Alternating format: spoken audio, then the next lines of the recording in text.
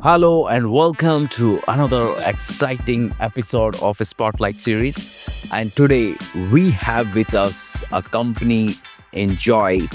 It's not Enjoi, it's Enjoi. And it means you and I. Just focused because today we are going to catch a leader from Enjoy, the company from Australia, and his name is Steven Horton. He's the director of the company. Sit tight and you will listen how this brand become famous in Australia, and now they are coming to Indian market and they're trying to sell their product, and what are the USP their product, what challenges Steven have been facing. Welcome to the show, Steven, and would you please introduce yourself? Hi, I'm Steven Horton, obviously from Australia with this accent, right? And I'm happy to be on your little show. Thank you for having me. Enjoy started from a name that was NJOI, and it was for extra virgin olive oil. And I started that back in 2006-7. And I decided that extra virgin olive oil was too expensive and it wasn't going to go very far. And I was introduced to another oil, which is what we've got today, called the NJOI. And Enjoy is really an enjoyable oil because it's very different, it's very special.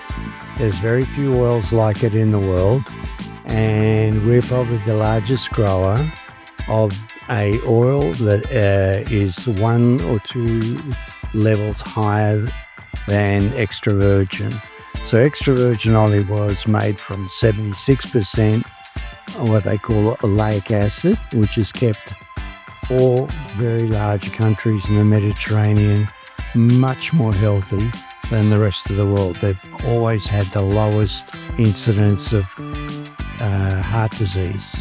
So that's why the world has been eating extra virgin olive oil. So I came along with this new oil, which is 4 times more active, more stable, and a quarter of the price of extra virgin olive oil. So I started to sell this oil in Asia, thinking that living in a small population area, I can access that population quickly. Unfortunately, what happened is I found out there's a lot of local rules and local behaviors which don't make progress happen that quickly. And that I'm seeing to some extent here in India. Since I started to take more interest in India, I've read almost daily a new story on why people should switch from palm oil and groundnut oil and sunflower oil. And that's been really giving me the enthusiasm to start Enjoy here in Hong Kong. So I've started here with Brinda Singh Anand, and we're in Bandra West, and we're trying to work into the high net worth marketplace. And our targets are the children's meals for the city of Bombay, Mumbai, and we'd like to see if the government would support us. And the other markets that we're looking to do are the snacks, because I noticed that a lot of people here eat snacks, and I guess that's where the obesity problem arose. Because if they're all eating vegetarian food, how come they're so obese? Why? And I figure it's because of the oil that they're eating. It's not the beans or the vegetarian food that they're eating. It's all to do with the oil. And that's the criminal. That's the worst thing about this city. It's fed on oil. And what people don't realize is that the palm oil causes, in the beginning, obesity, and then obesity breaks down the strength of your blood, and it breaks down the strength of your walls, of your arteries and your veins and your lungs and your kidneys, and and your brain. So it's a consequence of these oxidant and inflammatories that we get from the palm oil, the groundnut oils, and the sunflower oils. These inflammatories are the worst enemy of the people of India. And the government is actually the biggest loser by allowing palm oil in and allowing the wooden, the groundnut to be, grown and basically it's been compensated. They're not, you don't have to pay any taxes to bring it in. That's why it's cheaper. If we didn't have to pay the taxes, our oil would be very close to the same price as groundnut oil. Not exactly the same, but very cheap. And because our oil can be used every day for 5 days, that means the family can cook 5 meals, not one meal, but 5 meals. That means our oil is 1/5 the cost of the oil that the palm people are selling you at, or the groundnut. So this is a very big feature, and people have got to realize that, in fact, the imported oils and the good oils, the healthy oils, which are going to save and give them immunity, are actually cheaper. And that's this, a, a good start to the story. So that's really inspiring, Stephen. And my next question to you: when you do your research in Indian oil, and what did you find, and what did you feel that it's gonna be hard to launch your product? And so, what your product is gonna be a different USP for Indian market, which can be helping uh, our, our people from day to day life. Well, there's two questions there. First question, what was the challenge? And I think the challenge is the integrity of the data. I don't think it's very honest.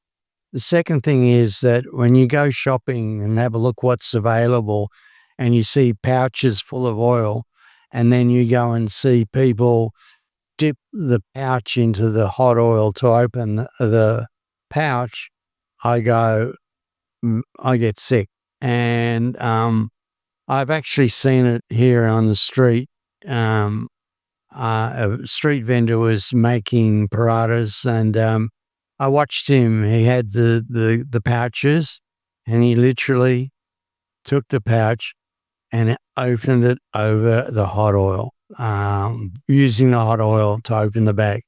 Now, unfortunately, the people that eat that food are eating not just the oil, but the plasticizer, which is poisonous, and it can cause sickness within hours, and I guess that's what happens. A lot of people get sick.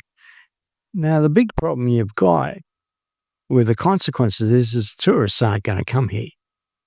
Your streets aren't clean. Things are just, there's a lot of mistakes going on in this country. And I think that the government's biggest mistake is they're talking big, but they're not enforcing what they want to, should and could enforce. And one of the things that they could enforce is to insist on changing the oil for the food that's made for the children.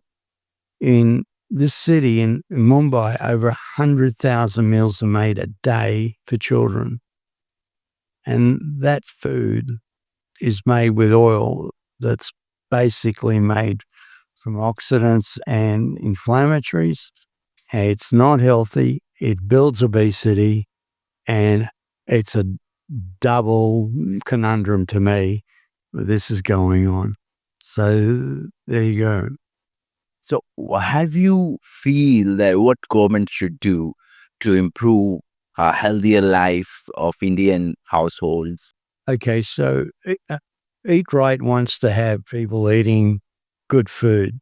So a good oil is one that's very stable, doesn't break down under light, doesn't get affected by ultraviolet light. It sits in the bottle or the tin safely and doesn't decay while it's waiting to be eaten. And the problem with majority of the containers, and you can just turn around and you can see them, They're plastic containers. They've got light going through them, and some of them are hard plastic containers, and they're too heavy to lift. So for a home to get a 5 litre tub that's got a nice handle, supposedly, it's pretty, you got to be strong and to lift it. So I don't see that being positive for some of the people. But again, going back to the oil, our oil is the opposite chemistry to the chemistry. You can taste the chip, doesn't smell, it's not greasy, it's not slippery. And when you eat it, you can taste the potato, you can't taste the oil. And it's pure, it's 100% perfect in many, many ways. And that's what we're all about in making good, healthy oil. So I hope I've answered your question. Would you like to share one business case study in your career, which putting a significant impact in your entire career, and you feel proud of it today, and you feel, oh, that was my master stroke? I think one of the nicest things I ever did in oil business, I went to a company in Shanghai, and this company sells potato chips and all sorts of cheesels and hundreds of snacks. They literally, you go into a supermarket and there are 3 or 4 bays of their product there. They're huge. When you go to the factory, you can't see the end. It's 2 or 3 miles wide and 2, 3 miles deep. There's thousands of people in there working. Anyway, so I took my oil in there, and after 18 months, I got a email back saying, "You've passed all the tests. We want to use your oil. Congratulations." And that's happened. And that was a really big milestone because I had to change a lot of the production equipment to make it possible, because when you're using palm oil, it's so thick and it's so heavy. Mine's super light, so you'd need different nozzles. And because the nozzles were so big for palm oil, I cut down the cost of the oil by a sixth. So it's a lot of money, 1 to 6. So they've got over 80% savings.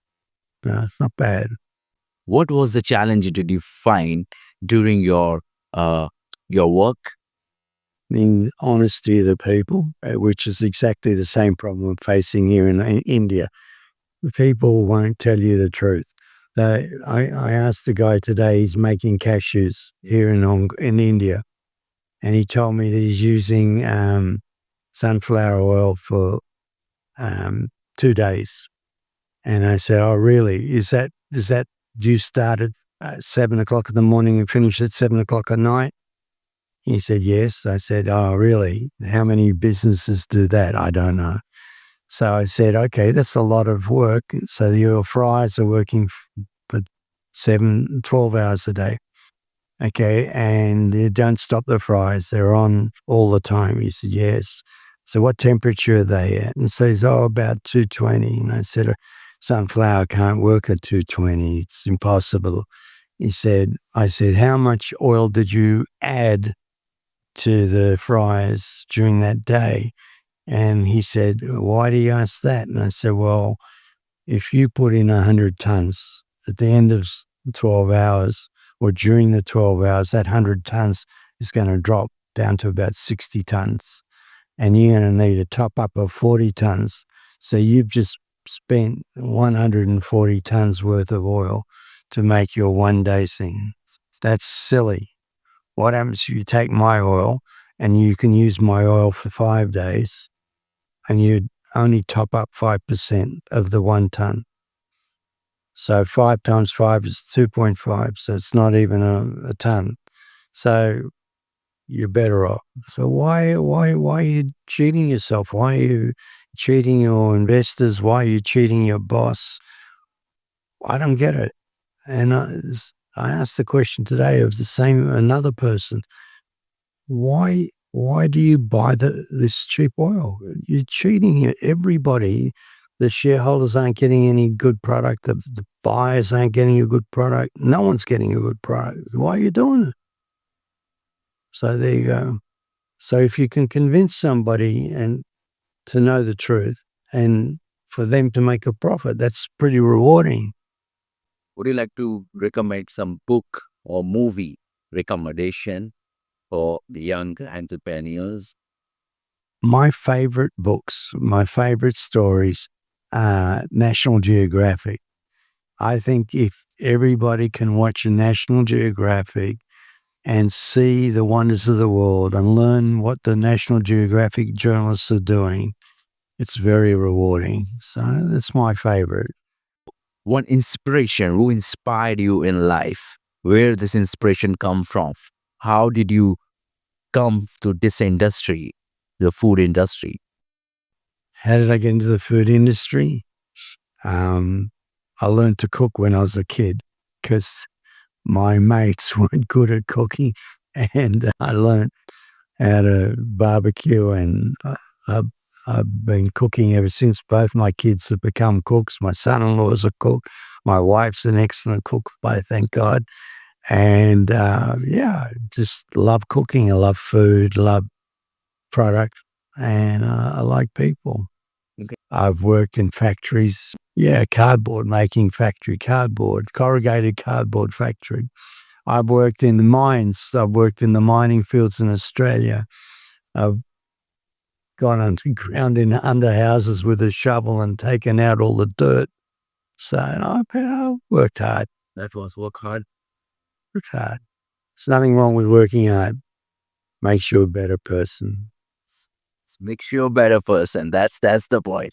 So so would you like to share so one message to young business people? Sure. Um, I the most important message I've got is don't rely on AI. Rely on yourself. Rely on your own creativity and work hard at everything you do. Don't be scared of rewriting your work. Don't be scared of reading and studying to get it right. And if you can't get it right, ask for help. Don't be embarrassed. There's always somebody out there that'll help you to be better at what you're doing. This world is a, a good world. It's changed a lot since COVID, but in order to succeed in the future, you have to learn what communication's all about. And today we're communicating. Great. Thank you, Steven. It's been a pleasure talking to you and thank you for coming on our show. Stay tuned and see you in the next time. Stay tuned with Club TV.